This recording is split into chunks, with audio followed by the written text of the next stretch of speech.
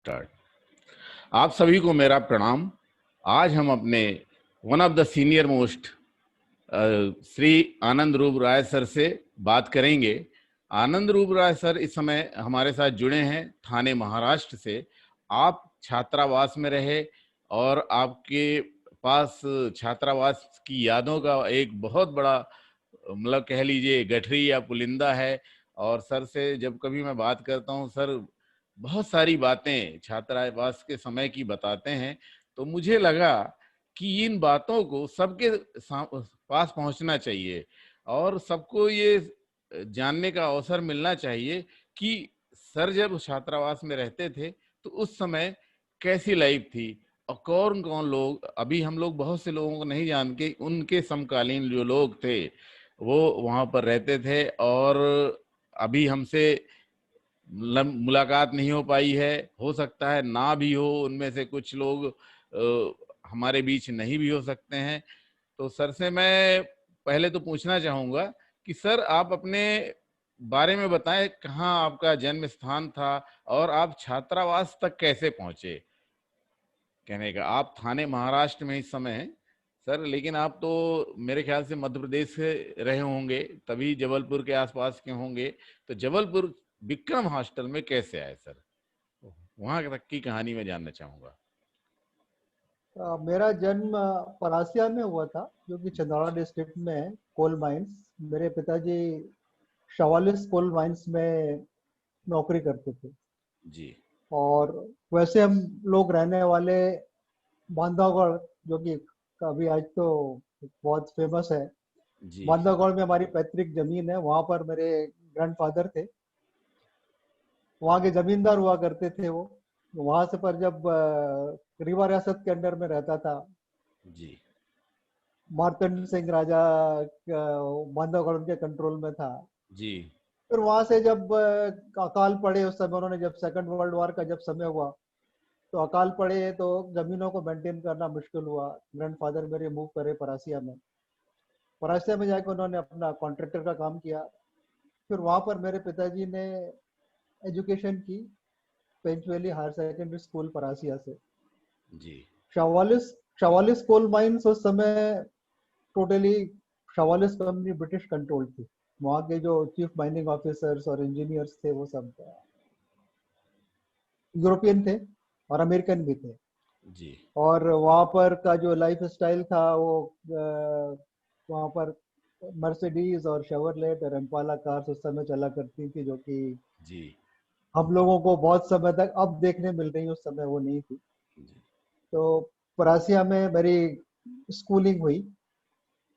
मैंने primary school तो एक ऐसे स्कूल से पढ़ा, हमारे समय की हम याद करें तो समय का तो 71 में मैंने हायर सेकेंडरी पास आउट किया था परासिया से। तो 11 साल पहले से समझ लीजिए, 1960 से मेरी जी स्कूलिंग हुई। तो उस समय तो ऐसा हाल था कि छोटे स्कूल में जहाँ हम पढ़ते थे वहाँ क्लास 5 में सिर्फ एक टीचर हुआ करते थे, और वो जी अ, पूरे 5 क्लास तक पढ़ाया करते थे। ग्रेट। आज भी सर अपनी यही चर्चा हुई थी, डॉक्टर विवेक जायसवाल ने ही बात उठाई थी अपने वेबिनार में कि एक इसे कैसे नई शिक्षा नीति या राष्ट्रीय शिक्षा नीति के तहत इसको कैसे वर्कआउट करेंगे, तो अलग विषय हो गया। तो सर ये उसके बाद हायर सेकेंडरी आपने 71 में किया, उस तत्पश्चात आप जबलपुर आए हॉस्टल में बीएससी करने के लिए सर।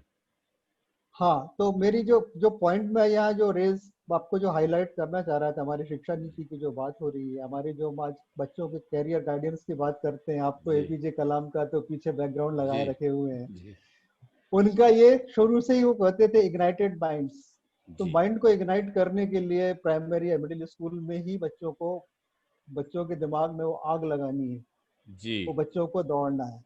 जी तो ये जी उस स्कूल में वहाँ के जो हमारे टीचर्स थे, जैसे कल मैंने बात की हमारे एक स्कूल के टीचर से, वो सौंसर में है आज। जी उनको इतना अच्छा लगा उनसे बात करके कि वो हम ग्रेट। लोगों को माइंड इग्नाइटेड, उन लोगों ने वो हमको इग्नाइट माइंड दिया। उस समय उन लोगों ने केमिस्ट्री फिजिक्स में पढ़ाई, टीचर्स की भी कमी थी उस समय, हमको इतना पढ़ा पाते।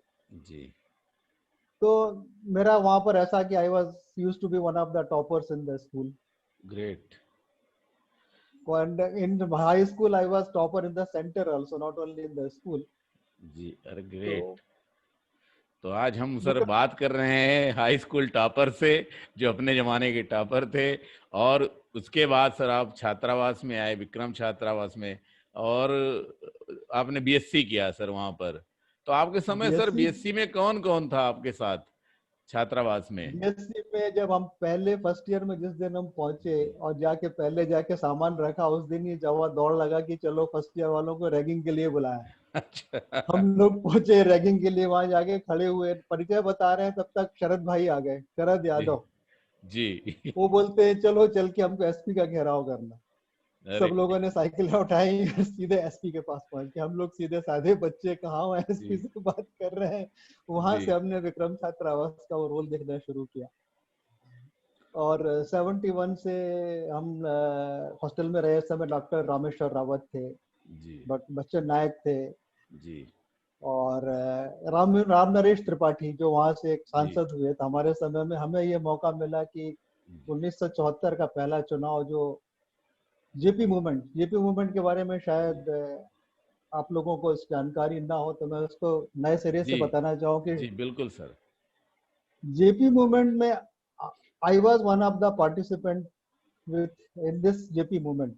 इसमें जेपी जी। खुद जबलपुर आए थे, जी। और उनके साथ में वहां पर जो लोग जुड़े हुए थे, हमारे ऑल इंडिया यूनिवर्सिटीज के प्रेसिडेंट्स, जैसे शरद यादव जबलपुर से थे, लालू प्रसाद यादव बिहार से थे, जी।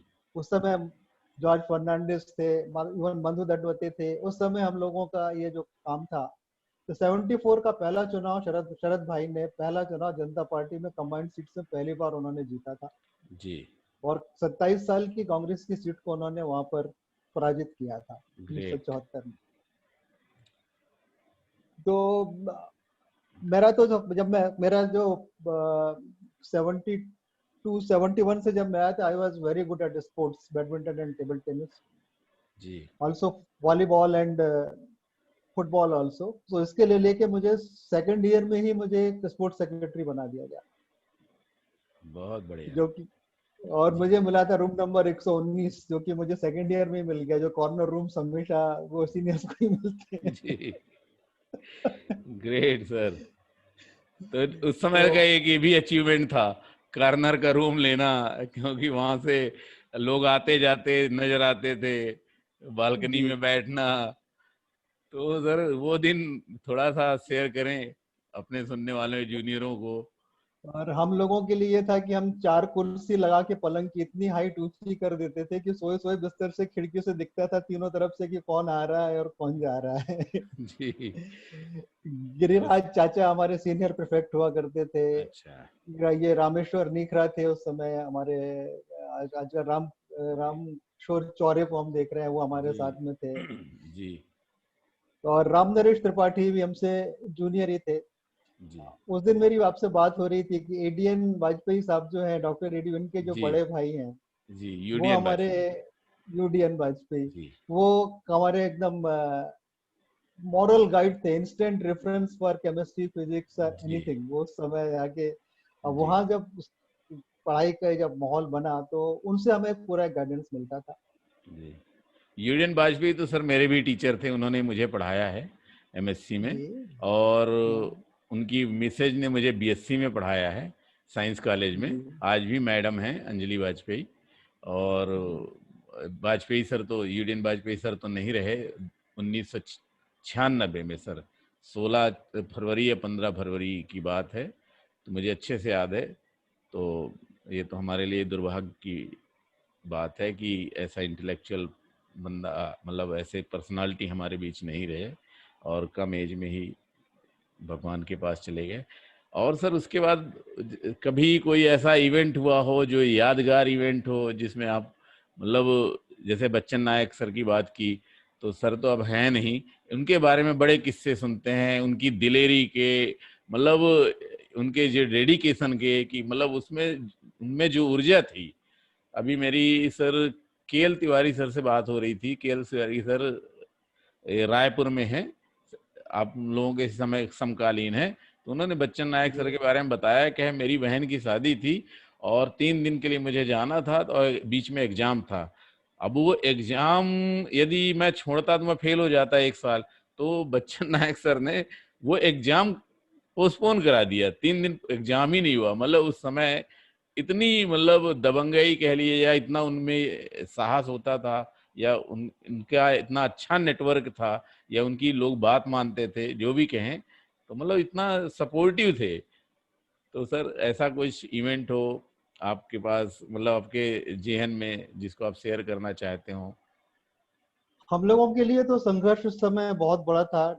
जो जेपी मूवमेंट यदि इसको हम रेफरेंस करते हैं, तो आज जो जी बदली हुई जो नीति है जेपी मूवमेंट से स्टार्ट हुई थी। हमारा कंटिन्यूअस हम लोगों का, हमारी स्ट्रेंथ कम थी और हम लोग पूरे शहर, क्योंकि शहर पूरा कांग्रेस से अफेक्टेड था, जी और हम लोग सोशलिस्ट पार्टी को सपोर्ट करके जी शरद भाई ने पहला चुनाव जो जीता था, फिर जनता पार्टी जो बनी थी, तो उससे हमारा पूरा हर कदम पर हम लोग मतलब केंद्र शासन से, केंद्र कांग्रेस सरकार से अपोजिशन करना था। तो सर ये शरद यादव सर जो थे 74 में पहली बार सांसद बने थे।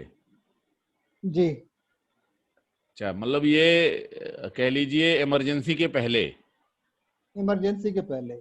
फिर उसके बाद इमरजेंसी। इमरजेंसी लगी थी, जी। इमरजेंसी लगी उसके बाद में। तो तो अभी उस सर आप छात्रावास में रहे 72 से 75। 75 सबका हमारा रिजल्ट बीएससी। 74 में नहीं आया, जी। 75 में रिजल्ट आया। रिजल्ट आते आते तो सर बीएससी करने जून के हो गया। बाद आपका, सर बीएससी करने के बाद आपका आगे आपने कहाँ अध्ययन किया सर? बीएससी करने के बाद वहाँ की एक 25 जून की ही बात है, जब इमरजेंसी लगी थी। मेरा घर पिताजी के पास में गया था जून में, तो एग्जाम थे नहीं, लौट के आया तो जी 25 जून को हमारे Tripathi sir, R N Tripathi हमारे वार्डन हुआ करते थे, जी वो साथ में बैडमिंटन भी खेलते थे, तो उनसे साथ में, क्योंकि मैं बैडमिंटन खेलता था, तो मेरे हमारे प्रोफेसर्स के साथ में मिश्रा सर थे और जी त्रिपाठी सर थे, तो ये लोग मुझे बहुत अच्छे से पहचानते थे, क्योंकि मैं फिजिक्स का स्टूडेंट था, मैं फिजिक्स पढ़ाते थे। जी। तो उन्होंने देखते से ही बोला कि तू यहाँ क्या कर रहा है, भाग यहाँ से, अरेस्ट हो जाएगा। अच्छा। उस समय अरेस्ट लिस्ट लेके आई गई थी, हॉस्टल के जितने भी लोग थे ब्लैंक, उसमें सीधा मीसा में अरेस्ट, पिक करके लेके जाना, जी मीसा में अरेस्ट करना। जी। तो मैं रुका नहीं वहां से, मैंने उठा के अपने दोस्त के यहाँ जाके शहर में रुका, और दूसरे दिन की ट्रेन पकड़ के मैं कलकत्ता चला गया। ग्रेट। तो उस समय सर किन किन को कितने लोगों को ले गए थी पुलिस इमरजेंसी में, मीसा में? बच्चन नायक गए थे, एक हाँ। वीरेंद्र सिंह गए थे, शंकर सिंह गए थे, बहुत जो जी जो लोग निकल के आए वो लोग बाद में आके एमएलए बने, जैसे राम नरेश त्रिपाठी, ये जी। क्या हमारे सांसद बने। तो ये लोगों को सर जो ये, भी हॉस्टल में जो मिला। जी शंकर सिंह, वही शंकर दद्दा जिसको हम लोग बोलते हैं, जिनको हाँ, शंकर शंकर दद्दा सिंह वो बोलते हैं प्यार से, अभी भी हैं, जी वही हैं ब्लॉक या में थे वो। दूसरे? जी, मैहर के? मैयर अच्छा मैयर हाँ। राजघराने से बिलोंग जी करते जी। थे। कहने अभी भी हैं शंकर दद्दा, हम लोग बहुत प्यार से उन्हें मतलब, और वो छात्रावास के साथ अभी भी पूरी तरह जुड़े रहते हैं, और सोशल गैदरिंग जब भी होती है तो उनका जो है रोल बहुत ही अच्छा होता है। और सर मतलब उसके बाद आप करने के बाद, मतलब बीएससी के बाद, जैसे आज आप सर थाने में हैं, आप महाराष्ट्र में हैं, सेटल्ड हैं, तो उसके बीच की जर्नी कैसी रही सर? कहाँ कहाँ आप रहे, थोड़ा सा? उस हाँ, क्योंकि 75 में आगे मैं। आपके जीवन में भी स्ट्रगल रहा होगा सर। बिना स्ट्रगल के तो कोई है नहीं, अछूता है नहीं। तो वो सर मैं जानना चाहता हूँ आप। वो एक स्पार्क था नेवी ज्वाइन करने का। मैं इंडियन नेवल एनसीसी मैंने ले रखी थी, नेवल एनसीसी से मैंने हॉस्टल में रहते हुए ऑल इंडिया कैंप्स किए थे। जी बॉम्बे बॉम्बे में था मैं, बॉम्बे में आईएनएस दिल्ली जहाज था, उसमें मेरी 1 महीने की ट्रेनिंग थी। विशाखापट्टनम मैंने किया था, कोचीन किया था। तो नेवल एनसीसी से मुझे एक शिपिंग में ज्वाइन करने का इंटरेस्ट था। जी उस समय तो वैसे हम लोगों को कोई गाइडेंस जैसे आज बोल रहे हैं वो मिलता नहीं था, किसी से सुन लिया, किसी से कुछ जी कर लिया। तो क्योंकि नेवल एनसीसी में रहने से मुझे डायरेक्ट हम लोगों को रिटर्न एग्जामिनेशन नहीं देना पड़ता था, डायरेक्ट हम लोगों को एक इंटरव्यू के लिए जाना पड़ता था। तो मैंने उसके लिए भी अप्लाई किया था, इंडियन नेवी ज्वाइन करने के लिए। जी लेकिन मैं 74 में मैं उसमें सिलेक्ट हो गया, लेकिन मेरा रिजल्ट जो 74 से नहीं आया, वो 75 में जाके आया, तो मुझे कैंसिल हो गया। जी मैं ज्वाइन नहीं कर सका इंडियन नेवी। तो मुझे मर्चेंट नेवी ज्वाइन करनी थी। वो ज्वाइन करने के लिए मैंने कलकत्ता से अपनी वो यात्रा शुरुआत की। जी। तो यहाँ आके मैंने एक ट्रेनिंग ज्वाइन की। ट्रेनिंग ज्वाइन करने से फिर मैंने ट्रेनिंग मरीन ऑफिसर्स का जॉब मैंने ज्वाइन किया with central inland ministry of shipping, central inland water transport corporation. जी और कलकत्ता उस समय हमारे लिए, जब मैं कलकत्ता में आया तो हमारी तो सारी जो लड़ाई जो राजनीति होती थी वो तो सिर्फ मच्छरदानी के रॉड और डंडों से हुआ करती थी। जब मैं कलकत्ते में आया, जिस दोस्त के सहारे में आया, तो जादवपुर यूनिवर्सिटी में वो पढ़ते थे, तो उनके साथ ही 75 में आगे उसी जून में मैं उनके साथ में जादवपुर यूनिवर्सिटी में गया। तो वहां पर की जो राजनीति थी जादवपुर यूनिवर्सिटी राजनीति में, उस समय जी नक्सलवाद और उस समय हालांकि कांग्रेस गवर्नमेंट थी लेकिन नक्सलवाद पूरे जोरों पर था। जी तो वहां पर मैंने हॉस्टल में और बसों में, वहां के बस में जाके देखा तो पूरी एलएमजी भरी हुई देखी, एलएमजी से भरी पूरी लाइट मशीन गन्स भरी हुई, और लेके ग्रेट। जाके मोहल्लों से जाके दूसरे जाके किसी को उठा के लाना, सीधे उठा के ले आना। और एलएमजी देख के तो मेरी सांस हो गई कि ये क्या है, हम लोगों की, हम समझते हैं कि हम बहुत बड़े छात्र नेता है, छात्र हाँ नेता, ये क्या है। और फिर उसके बाद में 75 के बाद में, फिर इमरजेंसी के बाद में कांग्रेस सत्ता गई, और फिर कम्युनिस्ट के समय में मैंने फिर काम किया वहां पर। तो मैंने मिनिस्ट्री ऑफ शिपिंग में as a marine officer join किया। ग्रेट।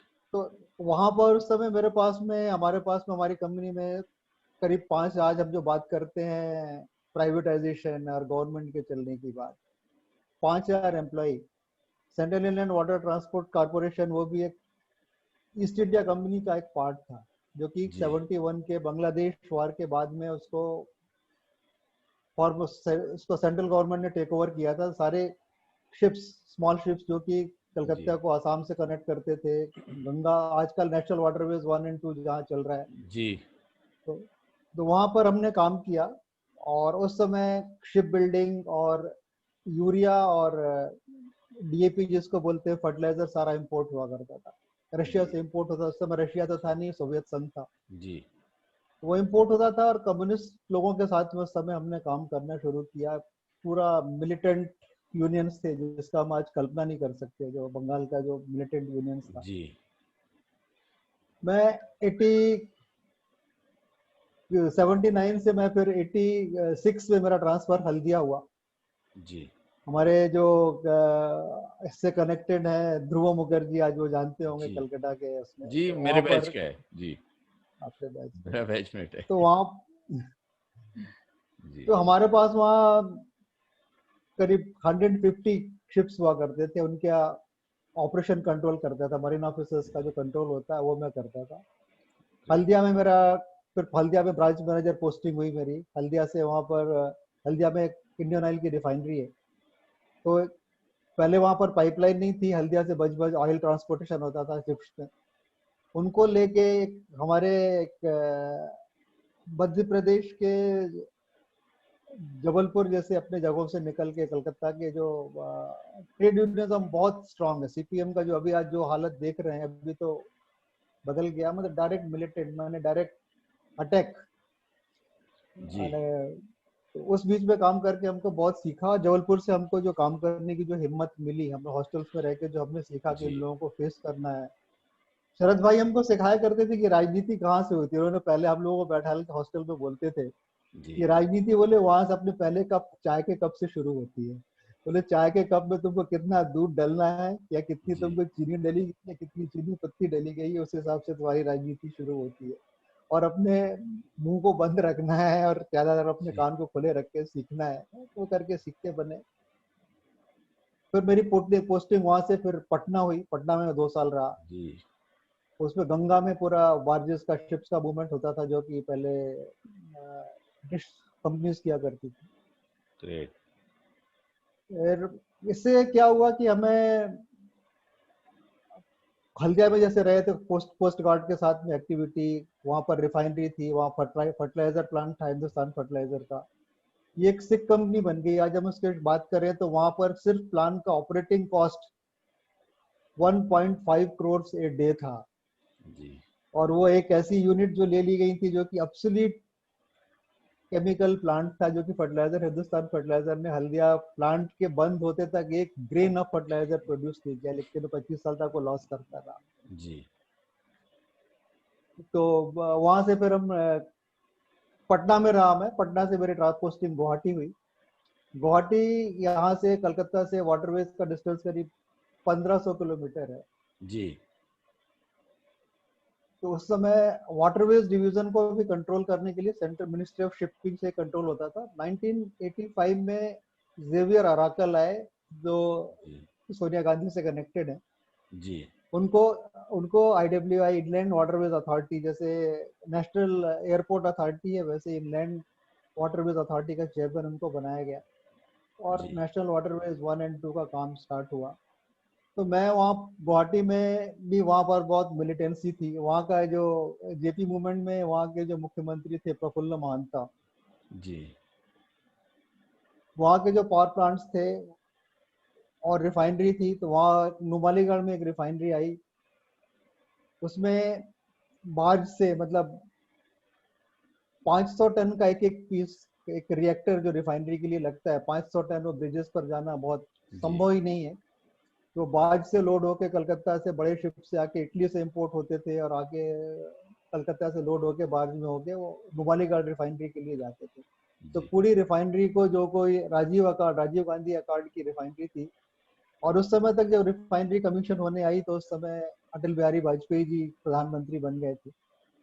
जी तो उसमें मेरा काफी बड़ा रोल रहा कि उस पैकेज, पूरा रिफाइनरी का पैकेज जो ट्रांसफर हुआ, ट्रांसपोर्टेशन हुआ, उसमें कम से कम 2 लाख टन कार्गो मूव किया होगा, 2 lakh ton. Great sir great. तो वो anything from truck load of cargo to 500 ton of cargo. तो वहां से मेरी शुरुआत हुई कि उसको, सब जो कंपनी थी वो डोर टू डोर सर्विस जिसको बोलते हैं, वो कंपनी काम करती थी। जी तो इसके लिए मैंने और ब्रह्मपुत्र रिवर के बारे में बताया जाए तो Brahmaputra is as wide as 18 kilometres in the rainy season. Great. तो सो उसमें जहाजों मच। को चलाना, जी टू मच। और उसका जो एक जो पानी है, जो उसका, जो उसका scouring and filling of sand है, वो कंटिन्यूअसली बालू कटती जाती है और बहते जाती है। तो वहां पर जब सूख के निकलते हैं तो धान के खेत में जहाज चलता है, तो उसमें कंट्रोल करना एक बड़ा चैलेंज है। जी। उस चैलेंज को हमने किया। और मैं फिर 89 से अप टू 2000 में गुवाहाटी में रहा। सर उस हम समय 2000 के बाद की स्टोरी फिर जानेंगे। सर मैं ये जानना चाहता हूँ, जैसे आपने बीएससी किया, बीएससी हम्म, 75 में आपका रिजल्ट आया, फिर आप कलकत्ता कैसे सर चले गए? मतलब एकदम से जंप, जैसे आप का जन्म परासिया और एजुकेशन परासिया है, आप बांधवगढ़ से हैं, तो जैसे हम कलकत्ता का कैसे रुख आपने अपनाया सर? कैसे, क्या उसके पीछे कारण था? देखिए, मैंने जैसे आपको बताया कि पहले जब मैं ऐसे स्कूल में पढ़ता था कि जहाँ पर एक टीचर भी नहीं हुआ करता था, एक टीचर वो जी क्लास 1 और 2 को पढ़ाता था, और 2, 3, 4, 5 को मैं पढ़ाता था। ग्रेट। स्कूल की ये हाल थी, वो बता के जाते थे, उनको मैं पढ़ाता, क्योंकि मुझे मेरे पिताजी पढ़ाते थे। और जी मेरे पिताजी ने मुझे घर में पढ़ा के वो स्पार्क दिया, वो इंग्लिश सिखाई। और जी इंग्लिश सिखाने से मैं यूरोपियंस और अमेरिकन के टच में आया। उनके ग्रेट। साथ में मैंने वहाँ गोल्फ खेला, उनके साथ में मैंने बैडमिंटन खेला, उनके साथ में इन जी कार्स में घूमा। तो मेरे में एक स्पार्क था कि मुझे आगे जानना है। बंगाली फ्रेंड से मेरे कनेक्शन था। जबलपुर में भी जी आया तो मेरे हॉस्टलर जी थे एक मित्रा। तो जी उनके साथ में मेरा, उनके ब्रदर एक जहाज में एक इंजीनियर थे। जी तो उनके लिंक से मैं कलकत्ता, मैंने फिर जी मैं वापस मुड़ के नहीं देखा। जब मैं वापस लौट के गया तो खाली अपना ट्रांसफर सर्टिफिकेट लेने के लिए गया था, नहीं तो मैं 1.5 साल में, फिर 77 में ही मैं गया, इमरजेंसी खत्म होने के बाद में अपना जी सर्टिफिकेट लिया और अपना वापस आ गया। एंड मैं, आप लोगों ने तो एमएससी किया, पीएचडी किया, और आज मैं, जब मैंने कारपोरेट में जब ज्वाइन किया तो वहां पर मुझे डायरेक्ट ऑफर मिला कि जब मैं, तुम ये, जब इतने बड़े पैकेजेस को मैंने ट्रांसफर किया है, जो बात बताया रहा था कि मैं 70, वहां मैं यहाँ पर ट्रेनिंग ऑफिसर का मैंने सर्टिफिकेट किया। बहुत डिफिकल्ट एग्जाम है। जी उस एग्जाम को मैंने पास किया कलकत्ता में। तब मैंने मिनिस्ट्री ऑफ शिपिंग में ज्वाइन किया, central India as a marine officer. जी। तो तो कुल उस मिला के पड़ाव में सर, मतलब मेरे पूछने का आशय ये था कि हमें यदि आगे बढ़ना है तो किसी ना किसी का सहयोग, लिंक, तो उस समय तो सर बाई चांस है कि आपको मिला, आपके मतलब मित्र वगैरह, तो आज हम सर जो छात्रावासी लोग हैं, इतने कम से कम 2000 जो पुराने नए मिला के हम लोग अभी इंटरकनेक्टेड हैं। तो इनमें से यदि हम सब एक दूसरे को सहायता करें तो हमारे जो छोटे भाई हैं जो कोविड-19 को लेके थोड़ा चिंतित होंगे, तो उनको काफी हेल्प मिल सकती है। तो सर हाँ, अब 2000 बाद, सन 2000 के बाद की जर्नी सर आपकी। इस टॉपिक में हम फिर दोबारा फिर जी लौट के आएंगे। जी तो जब मैं जबलपुर में ही था तो मुझे सिखाने के लिए मुझे एक शॉर्ट सर्विस कमीशन कैसे फेस करना है, कोई उस समय कोई चीज़ अवेलेबल नहीं थी।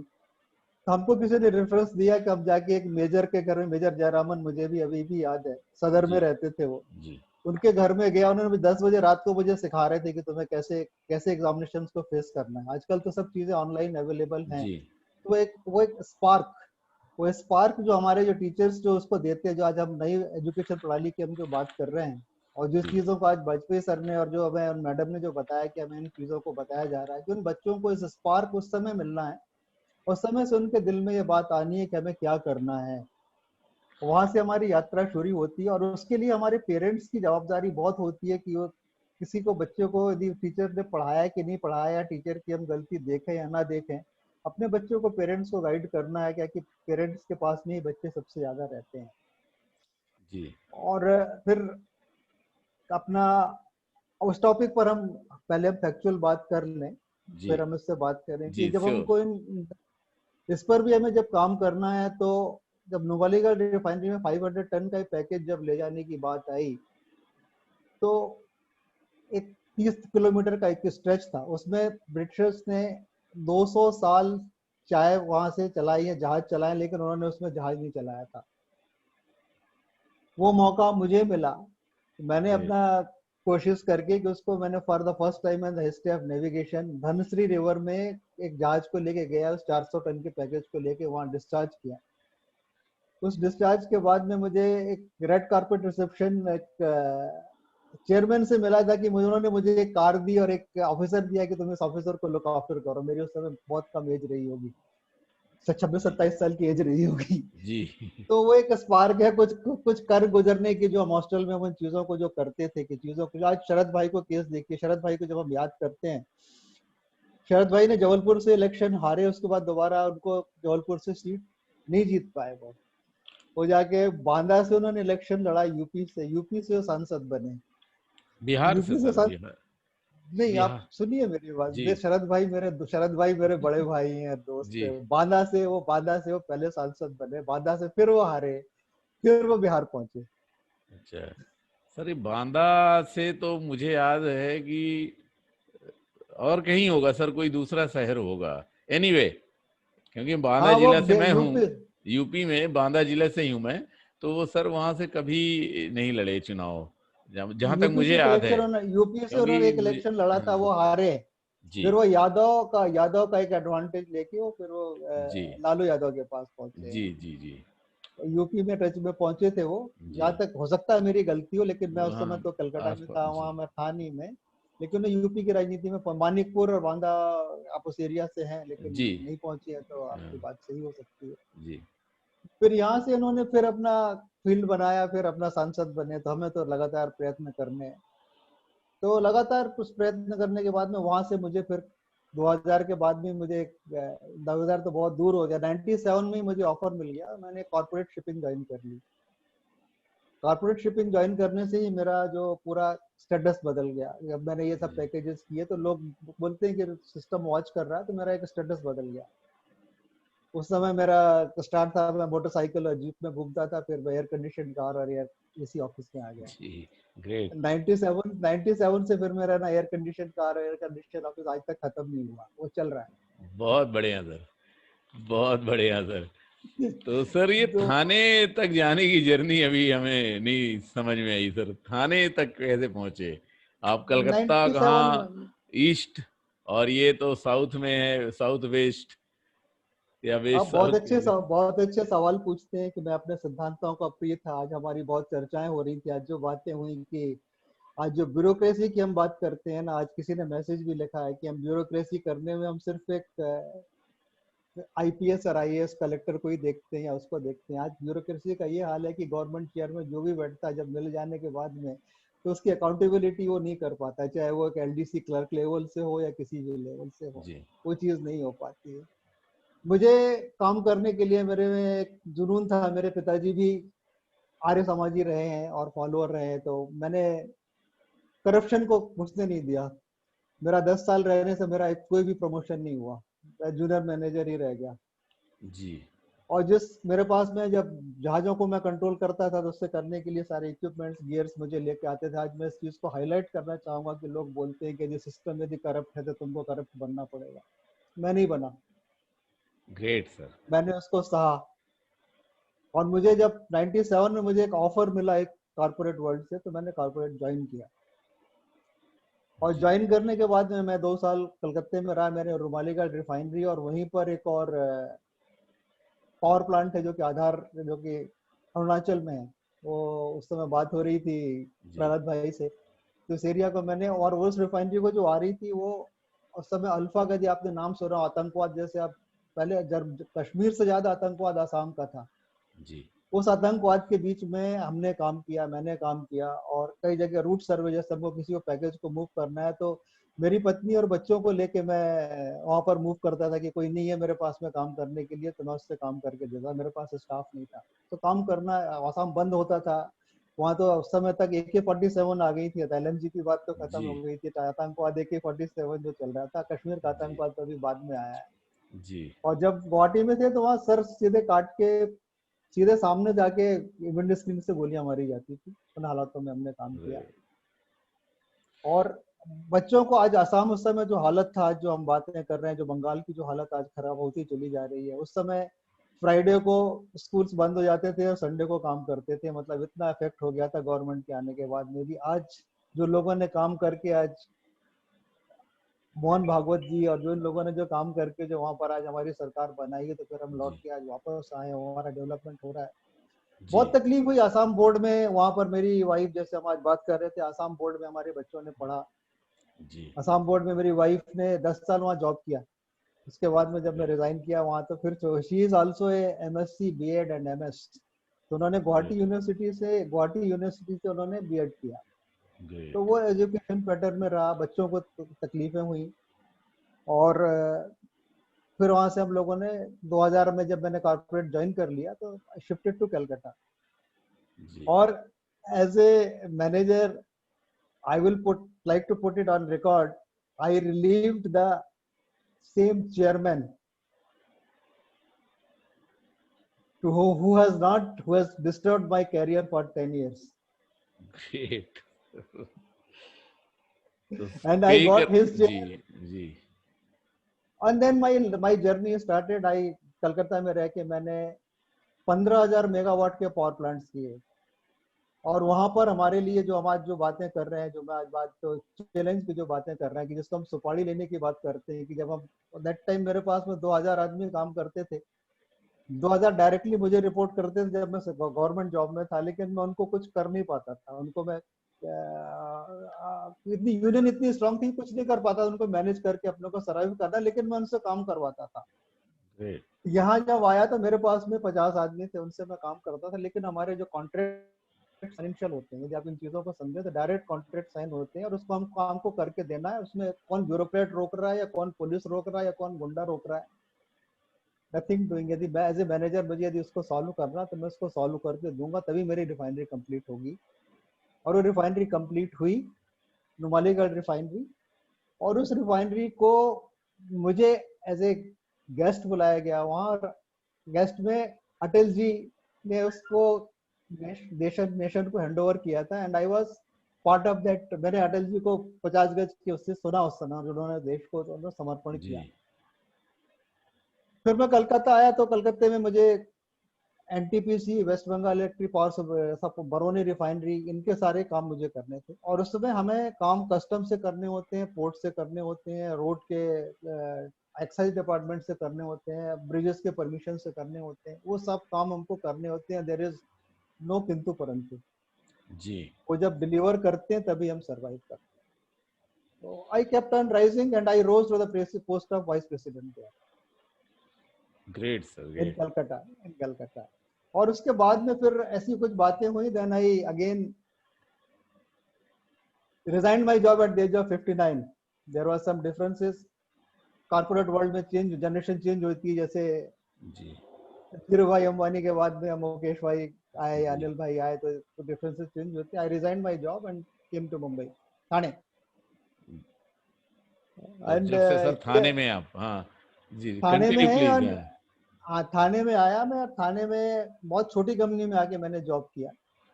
At the age of 60, again I got an offer from the company where I got the package 2.5 times of the, great.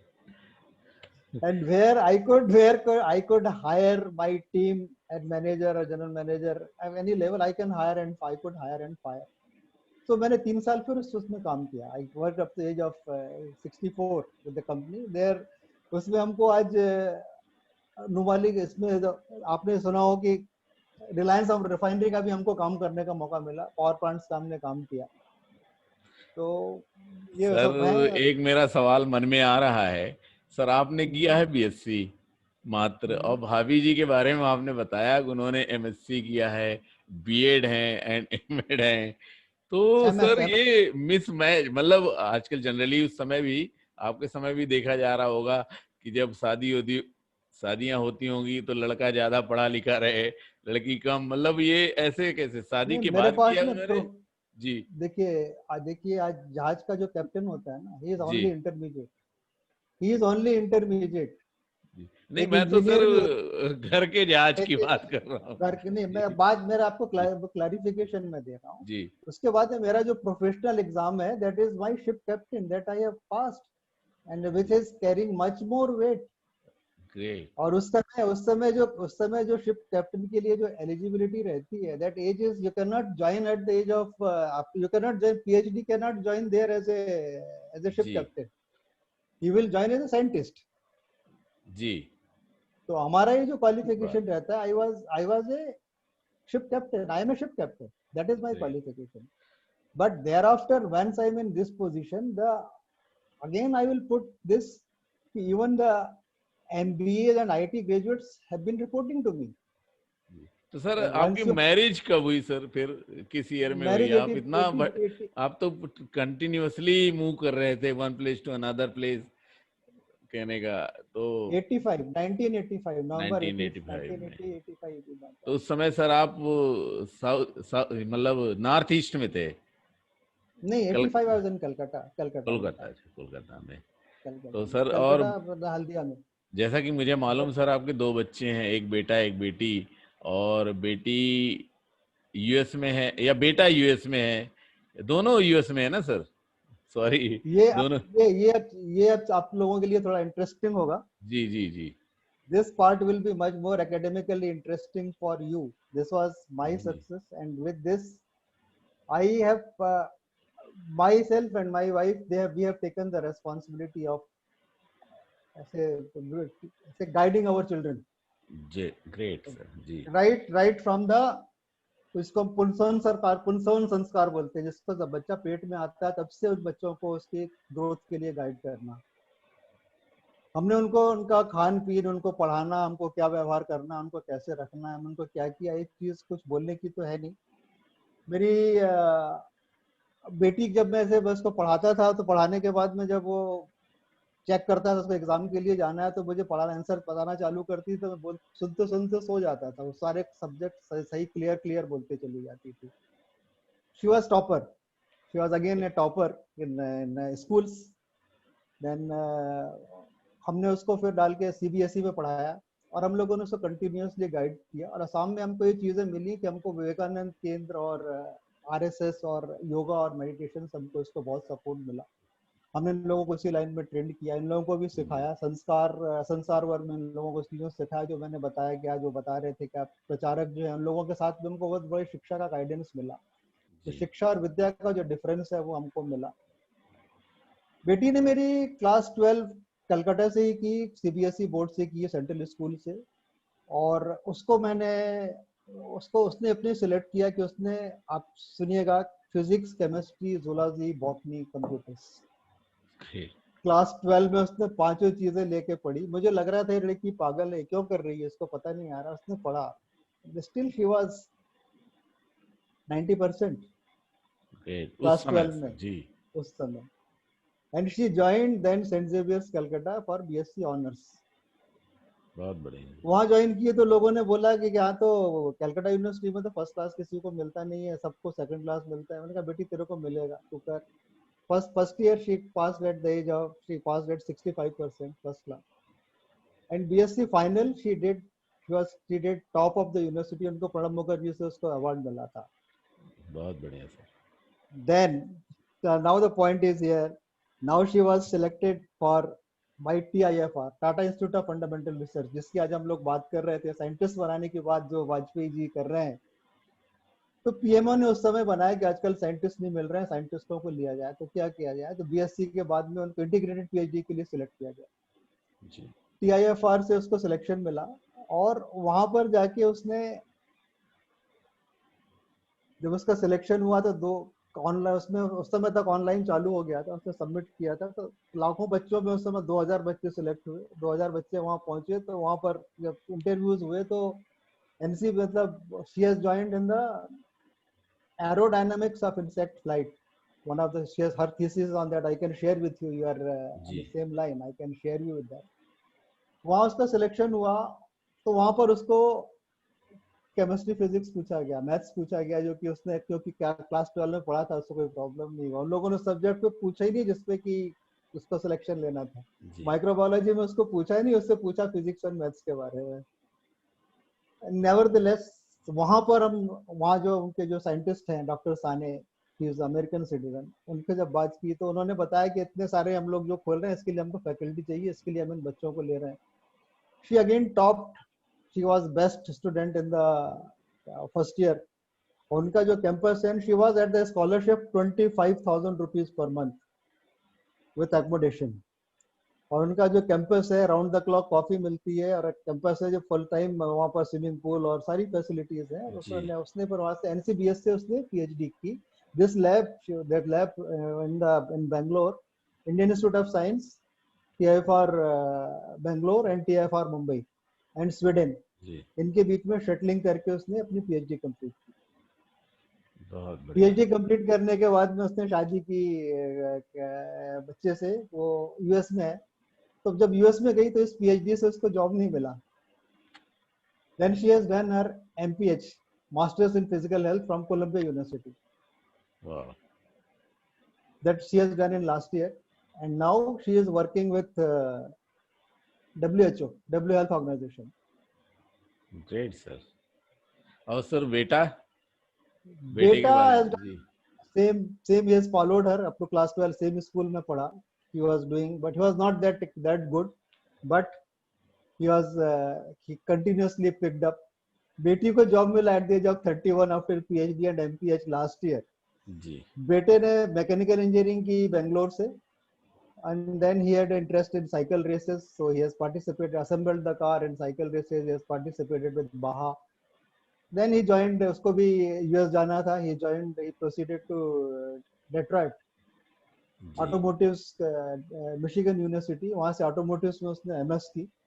And after his second semester only he got the job, great sir.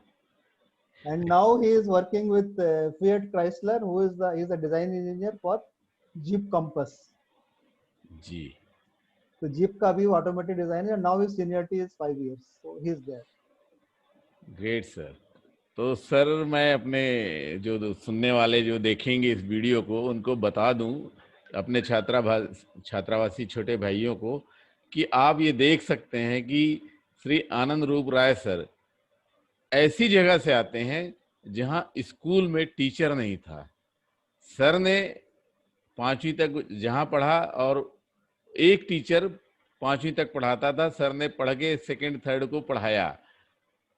आज sir के दोनों बच्चे well settled हैं, sir well settled हैं, और sir को आप देख कर ये जान सकते हैं कि सर कितने हेल्दी हैं और बढ़िया, कितने प्रसन्नचित्त रहते हैं, और मैडम भी बहुत अच्छी हैं, भाभी जी। और ये हमारे दिसंबर में होने वाले प्रोग्राम में भी आते हैं, जबलपुर इस बार आए थे।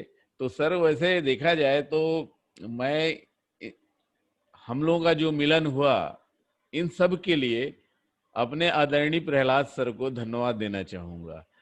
प्रहलाद सर ऐसे हॉस्टलर हैं और हॉस्टलर थे कि उन्होंने हॉस्टल से निकलने के बाद हॉस्टल में आना जाना और हॉस्टल के पुराने छात्रों को, नए छात्रों को जोड़ने के लिए हर साल जो एक कार्यक्रम चलाया, जिसके तहत हम आप सब मिल रहे हैं। और हमने जब बिसेन सर को सर्च किया, आपको, और किल तिवारी सर को, चौरे सर का जैसे आपने नाम लिया, ये सारे जो निकल के आए, अभी और भी लोग होंगे जो अभी हम लोगों को मिलेंगे और कहीं ना कहीं किसी ना किसी क्षेत्र में सफल होंगे। तो मैं पुनः उनका धन्यवाद देना चाहूंगा। और सर कोई कुछ यादें हो जो सर आपके पास जो शेयर करना चाहते हो, अपने छोटे भाइयों से बताना चाहते हो, कोई अच्छी स्टोरी हो जो, तो सर प्लीज। पहली चीज तो मैं आपने प्रहलाद भाई का जो विवरण जो सुनाया, जी इनके साथ में जो छोटी सी एक मुलाकात में इनके साथ में जो प्यार, एक अपनत्व पाया। रामनरेश त्रिपाठी जो एक सांसद हुए, उनसे तो मेरी मुलाकात नहीं हुई।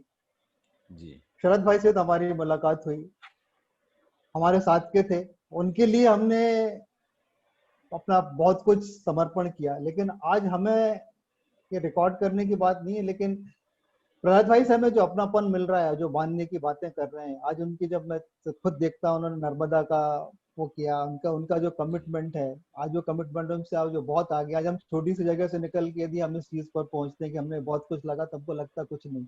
हमारी उम्र में जब हम देखते हैं कि हमने कुछ कर लिया, थोड़ी देर को लगता था, लेकिन आज जब मोदी जी को देखते हैं तो कुछ नहीं, हमारे लिए करने के लिए कुछ भी नहीं है। हमें और हम सब के लिए मेरा जो एक संदेश ये होगा कि आज हमारे जो बैचमेट्स हैं या आप लोग हैं, जो आप लोगों के लिए आज सबसे बड़ी जो चुनौतियां हैं, वो बच्चों में स्पार्क अभी करेक्ट करनी है, जो कि बच्चे अभी से उसको पकड़े जो अपने स्कूल लेवल पर रहे हैं। जी क्योंकि उनका सिलेक्शन, लाइन सिलेक्शन उनका क्लास 12 में, अभी नई पीढ़ी और भी आ रहा है, क्लास 12 के बाद ही उनका डिसाइड हो जाना है कि उनको प्रोफेशनल लाइन में जाना है।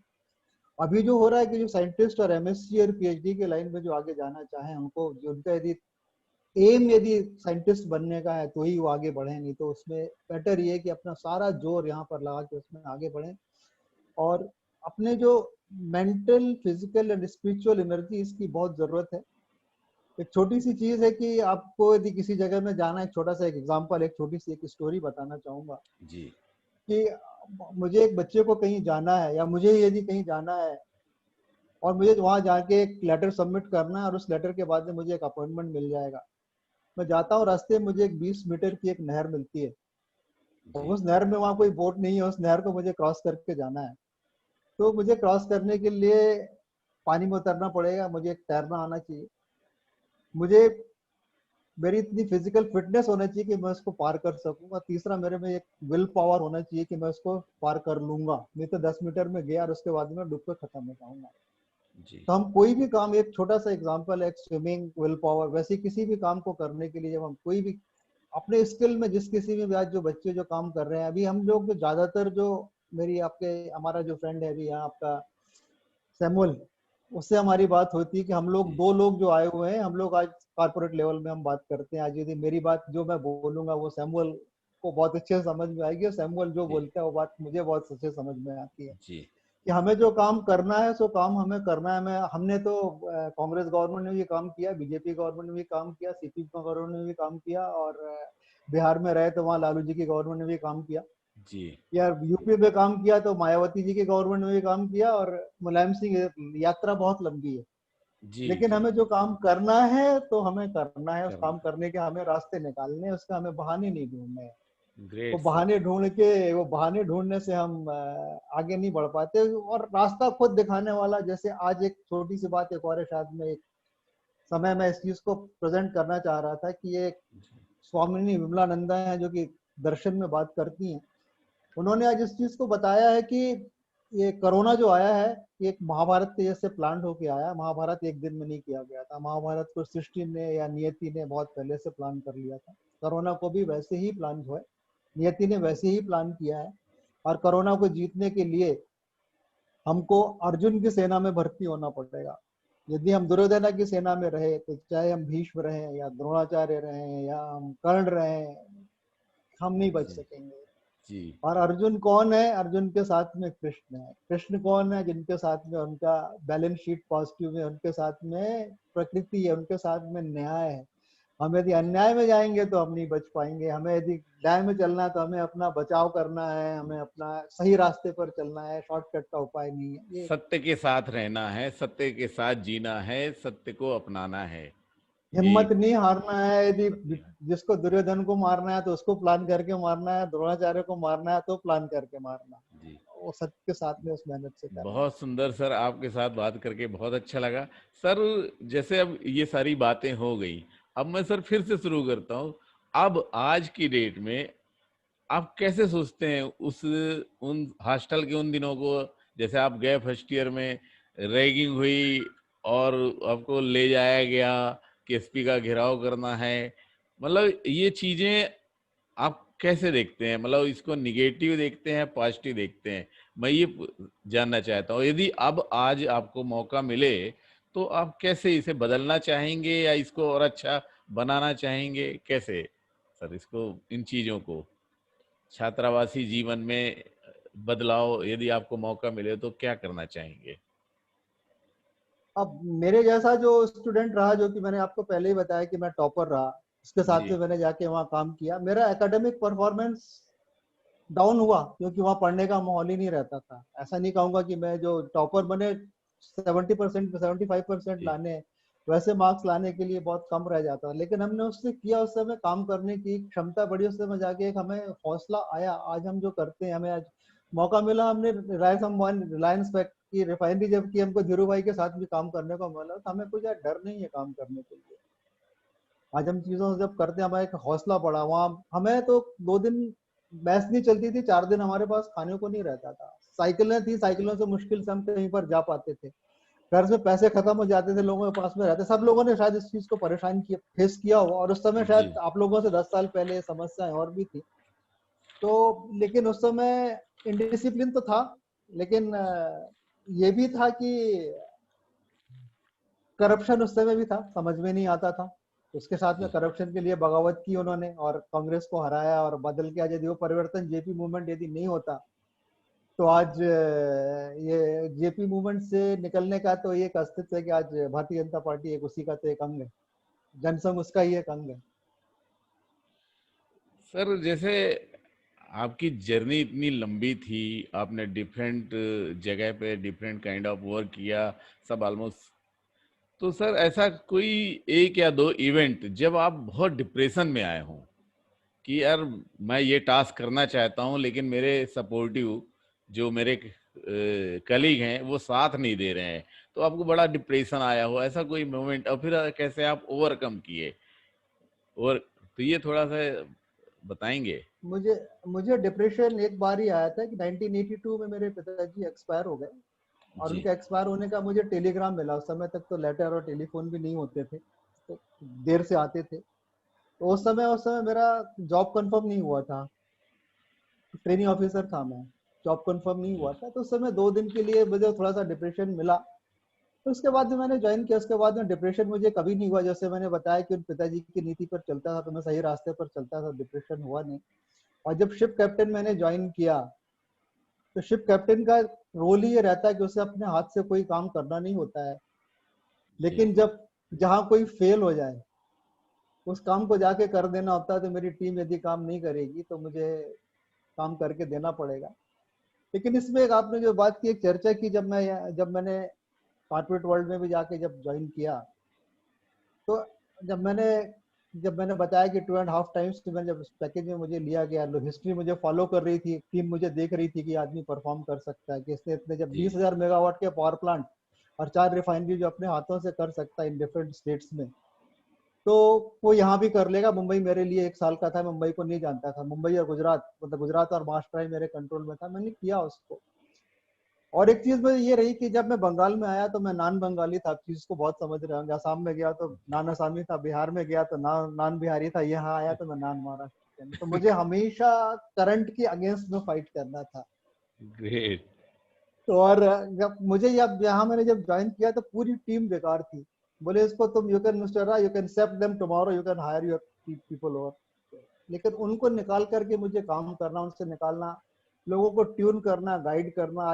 आज चर्चाओं में जो बातें हो रही कि हम उसको दोष देते हैं, पुरानी कहानियां है कि विवेकानंद को ढूंढने रामकृष्ण परमहंस गए थे, जी पंडित राम शर्मा आचार्य को ढूंढने उनको गुरु आए थे।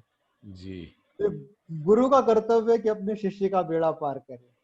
ये शायद जी आपके टीचर्स के लिए, जी आपके जी समुदाय के लिए एक बहुत बड़ी चीज है ये, कि जी मैं जी शायद जी इस चीज को मैंने फॉलो किया कि मेरी टीम को मैं जाकर जब सपोर्ट करके देता हूँ तो उससे मुझे रिजल्ट मिलता है। कि मुझे, मैं उसको कंटिन्यूअसली फॉलो कर रहा हूँ, मैं उसके 3 टायर का सपोर्ट देता हूँ, यदि ये फेल करेगा तो ये दूसरा है, दूसरा फेल करेगा तो तीसरा, तब ये काम होता है।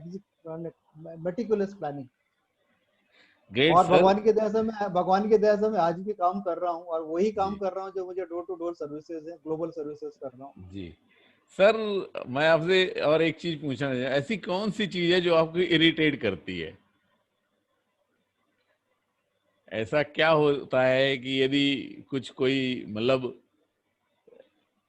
आपको इरिटेशन आता है, ऐसी कोई चीज है सर लाइफ में आपको लगता है? I have worked on A auto suggestion. अच्छा। मैंने जब इतने जगह में काम किया, मैंने जब असम में रहा, मेरी बच्ची अकेली थी, वहां मैंने आतंकवादियों के बीच में काम किया, घरों में फोन आते थे रात को। वहां भी मेरे आउट ऑफ टर्न प्रमोशन होते थे, घरों में फोन आते थे कि तुम्हारे एलिजिबल में, I have a beautiful wife and beautiful daughter. या और जहाँ पर कि आतंकवाद भी है और वहां पर जो एक जातिवाद भी है, उन चीजों ग्रेट। से बचा के निकलना अपने आप को। और मैंने कहीं पर अपने कदम नहीं झुकाए कि मुझे कॉम्प्रोमाइज नहीं किया, मैंने उसको करना है। तो बहुत बढ़िया सर। इरिटेट होने से तो काम नहीं चलेगा, I will lose my thing. Auto suggestion आपको हमेशा काम करना है कि आपको, यदि आप मुंह फुला के बैठ गए तो आपको कोई पूछते नहीं आएगा आपने खाना क्यों नहीं खाया। ऑटो सजेशन या सेल्फ कॉन्फिडेंस जो ऑटो सजेशन छात्रावास में अपने को ट्रेनिंग मिली, वो आपको हेल्प कर रहा है। मतलब बहुत छात्रावास बहुत मतलब कुल मिला के हम सभी छात्रावासी जीवन को पॉजिटिव वे में देखते हैं। जैसे सर मेरा मानना है कि जो हमारी रैगिंग होती थी वो एक बहुत बाइंडिंग फोर्स था। जो हमारे जूनियर और सीनियर के बीच में जो बाइंडिंग होती है, आज उसी का ये परिणाम है कि हम आप एक दूसरे से लगता ही नहीं कि हम नहीं जानते हैं।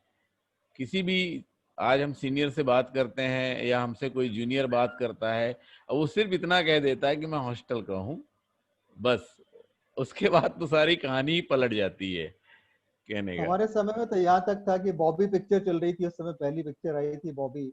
हम जी लोग होटल में जाते थे, सिनेमा हॉल में जाते थे, तो पता चलता था कि हमारी होटल का पेमेंट कर दिया गया है, जी हमारी सिनेमा की टिकट ले ली गई है। वो सीनियर्स ने कर दिया। वो चीज हम आज तक सीखे बैठे हैं कि हमें जूनियर्स को अपना देना है। जी।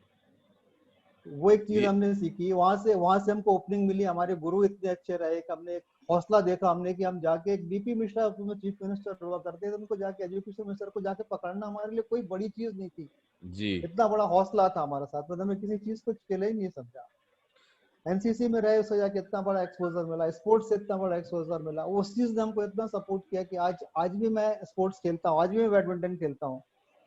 और जब मैं इसको खेलने जाता हूँ तो मेरे सब हाई क्लास लोगों के फ्रेंड्स मिलते हैं, मेरे को काम करने से काम हो जाते हैं, ये कनेक्शंस तो काम करते हैं। सर ये छात्रावास का एक अद्भुत प्यार है कि जो कोई भी छात्रावासी ही महसूस कर सकता है वहां पर।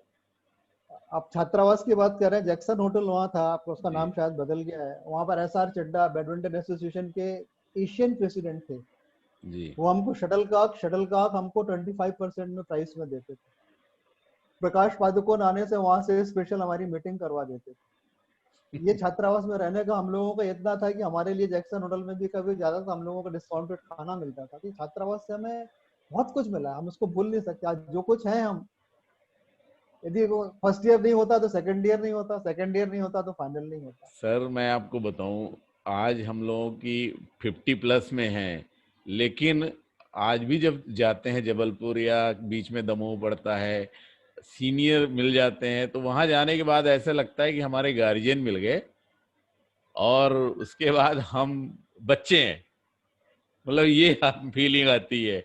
मतलब स्टेशन से ले घर, घर से मतलब आपको एक पैसा नहीं खर्च करना, सारा कुछ मतलब वो टेक केयर करेंगे। और ऐसे ही मैं जब भी गया हूँ यहाँ प्रहलाद सर के घर, बिना रोटी खाए उन्होंने भेजा नहीं। मतलब ये जो प्यार है छात्रावासी होने के कारण ही है। तो ये छोटी सी, छात्रावास का सर अद्भुत जी, आप कुछ शेयर मेरी करना छोटी चाह सी रहे हैं? बात, में जब दिसंबर में जब मैं जा रहा था, तो मैं जी जब ट्रेन में चढ़ा, मेरे फ्लाइट से जा नहीं सका, ट्रेन में चढ़ा, जी तब से राजकुमार ने फॉलो अप करना चालू कर दिया। जी वहां स्टेशन जबलपुर में जाके 2 बार फोन आ रहा है, इनोवा कार खड़ी हुई है, वो लेके गेस्ट हाउस में लेके जाना, ऐसी जी व्यवस्था तो मैंने मेरे जीवन में कभी नहीं हुई मेरे जबलपुर जाने में। जी ये चीज, इन क्षणों को ये कौन कर रहा है? ये प्रहलाद भाई, इसके पीछे तो पूरी ऊर्जा जी, उन्हीं की है, वो कर रहे हैं। पूरी पूरी जो मान सम्मान सर, उन्हीं से हम लोगों ने सर सीखा है और सीख रहे हैं कि अपने सीनियर को इतना मान सम्मान जो दे रहे हैं तो कैसे देते हैं। तो सर आपसे बात करके बहुत अच्छा लगा। और ये एक सब और बात है, हमारे एक और बात जी है, प्रकाश बिसेन मुझे फेसबुक में मिले। जी फेसबुक में मिले तो बात करते करते पता चला कि वो उनकी मेरी बेटी सियाटल में है, उनका बेटा बहू भी सियाटल में है, वहां जी जाके वो लोग मिल के आए, वहां मतलब साथ में नहीं, वहां जाके वो लोग सियाटल में मिल के आए। तो आज बिसेन हमारे सर जी नेटवर्क में अपने कितने छात्र आज यूएस में बैठे हुए हैं। जी आज आप एजुकेशन पैटर्न की बात देखें तो आज हमको जो यूनिवर्सिटीज के हम जो हालत देख रहे हैं, आज अपना जो आज काफी नेगेटिव बातें भी अपने इस चर्चा में हुई, लेकिन जी उसको देख के हमारे हमारे जो अपने जो छात्रावास हैं, हमने जो एक आध्यात्मिक रूप में आज हम लोगों का, आज हम लोग जो सीनियर सिटीजन ग्रुप में आ गए, आप लोग अभी बाकी है, जी लेकिन फिर भी आपको क्या है कि हम अच्छे हैं, तो कम से कम हमको अपने जीवन में अपने जैसा एक अच्छा इंसान बनाने की चुनौती लेना ठीक बात है सर। है। कठिनाइयां चलती रहेंगी, कंडीशन चलती रहेंगी, कभी मोदी जी पीएम रहेंगे, कभी मनमोहन सिंह जी पीएम रहेंगे, वो चलते रहेंगे। हम राजनीति में नहीं है, और राजनीति वाले काम राजनीति करें, लेकिन हमको, हम अच्छे हैं, हमको हमारे जैसा कम से कम एक इंसान बनाना बहुत बढ़िया सर। है। और वो सपोर्ट हम करते रहेंगे हमारे जूनियर्स को, हमारे बच्चों को, आज किसी को भी यदि इस लाइन में, क्योंकि आज बताऊं कि मैंने जब टोटल लॉजिस्टिक किया है, तो हम एक, आप जबलपुर से कोई एक सामान उठा के यदि आप उसको अमेरिका भेजना है, तो हम उसको घर से उठा लेंगे, उसको ट्रांसपोर्ट कर देंगे, उसको लाके पोर्ट में अनलोड करवा देंगे, उसको कस्टम क्लियरेंस करवा देंगे, भेज देंगे, जिसमें हमको डिफरेंट एजेंसीज लगती हैं, डिफरेंट लोग लगते हैं। वैसे लोग करने के लिए, तैयार होने के लिए, आज के समय में, कोरोना के समय जो आया, अभी हो सकता है कि कंप्यूटर इंजीनियर को पॉपकॉर्न बेचना पड़े, जॉब ओपनिंग्स हो सकता है न रहे। आज की जॉब जी ओपनिंग, लोगों के हाथ में अपॉइंटमेंट लेटर्स हैं, लेकिन ज्वाइन करने के लिए कंपनी नहीं बुला रही है, ऑफर लेटर दिया जी हुआ लेकिन ज्वाइनिंग डेट नहीं दे रहे हैं। आज यूनिवर्सिटीज में, आज यूएस के लोग एडमिशन्स देके $1000 एडमिशन की फीस देके रखे हुए हैं, जी वीसा नहीं है, नहीं जा सक रहे हैं, यहाँ से पढ़ रहे हैं।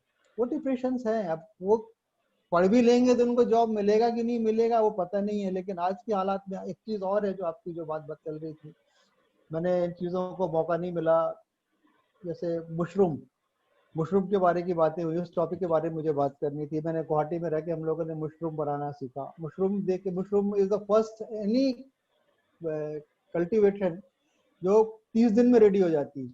हर खाने को रेडी होने में टाइम लगता है, लेकिन मशरूम, मशरूम बिकम्स योर, मतलब उसका आहार है, उससे आदमी खा लेगा तो मरेगा नहीं। तो जी मशरूम ग्रोथ के लिए अपने पास में मध्य प्रदेश में करने के लिए एक बहुत बड़ी एक वो है, इसकी जरूरत हो तो मैं गुवाहाटी यूनिवर्सिटी से, मेरे जो जूनियर्स हैं वो लोग इसकी अरेंजमेंट कर सकते हैं। और अपने प्रिंसेस सर ऐसा जबलपुर से, उन्होंने आपको जी बताया था इसके लिए, अपना करने के लिए, उन्होंने भी जो बताई उस बात को करने के लिए कि अपने लोगों को तैयार करके कि अब उसको रिवर्स प्रोसेस हम स्टार्ट करें। क्योंकि आज मेरी, आज हमारे और एक कलीग है, मेरे कलीग नहीं, दोस्त है, मिश्रा जी, महेंद्र मिश्रा, जो कि साइंस कॉलेज के प्राचार्य भी रहे हैं। जी तो उन्होंने बताया कि आज 25-30 सालों से तो लेक्चरर्स और टीचर्स की तो जॉब ओपनिंग्स ही नहीं खुल रही हैं स्टेट गवर्नमेंट्स की। तो जी वहाँ कहाँ जॉब के स्कोप है? हम यदि उसको एग्जाम उसको देने के लिए हम उसकी तैयारियां भी करते रहेंगे तो जॉब ओपनिंग्स कहाँ है? ठीक बात है। उनके बच्चों को जॉब नहीं मिल पा रही है। तो अब तो कॉर्पोरेट वर्ल्ड में घुसना पड़ेगा, कॉर्पोरेट वर्ल्ड में घुस के ही आपको, और ये मध्य प्रदेश से खासकर अपने जो लोगों को भी निकलने के लिए इसमें थोड़ा सा सैमुअल ने जैसे दिया हुआ ऐसा करने के लिए मैं भी इस चीज में सपोर्ट कर सकता हूँ। मैंने यहाँ से लेके मतलब कहीं भी पोर्ट की थी, लेकिन उस घोड़े को दौड़ने की क्षमता उसकी होगी, उसको पार तो उसको करने का, जैसा बताया नहर तो जी उसको पार करनी पड़ेगी और जी, तुम नहर ठीक तक बात पहुंचा है। सकते हैं। तो हमारे सभी तो सुनने वाले और देखने वाले जो छोटे भाई हैं, उन सबसे मेरा आग्रह है कि आपको किसी तरह का कोई गाइडेंस, जो सर ने जैसी जो जो बातें की हैं उनमें से किसी तरह का भी गाइडेंस चाहिए, किसी तरह की हेल्प चाहिए, तो सर से संपर्क कर सकता है। सर, आप अपना एक बार टेलीफोन नंबर या मोबाइल नंबर बोल दीजिए अपने, आप अपने आप से, तो लोग सुन लेंगे, तो जिसे संपर्क करना होगा आपसे संपर्क करेगा। 9022622807। ग्रेट। तो अब आप सभी को सर का नंबर भी मिल गया, और सर का नाम मैं पुनः ले देता हूँ, आदरणीय श्री आनंद रूप राय सर, जो कि 72 से 75 के बीच में छात्रा विक्रम छात्रावास में रहे। और सर ने आज हमसे बातें की, बहुत सारी बातें शेयर की ऐसी जो हम नहीं जानते थे, जो शायद हम नहीं जान पाते। तो हमारा ये प्रयास रहेगा कि हम सबके बीच जो अपनी धरोहर है, जो हमारे सीनियर्स हैं, उन सब से बात करें और उनकी बातों को सब तक पहुंचाएं, उनको प्रिजर्व करें।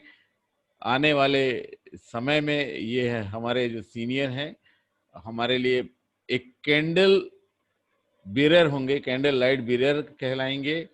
और इसी के साथ मैं सर आपका बहुत बहुत धन्यवाद देता हूं, आभार करता हूं, और अपने देखने वालों को सभी को नमस्कार।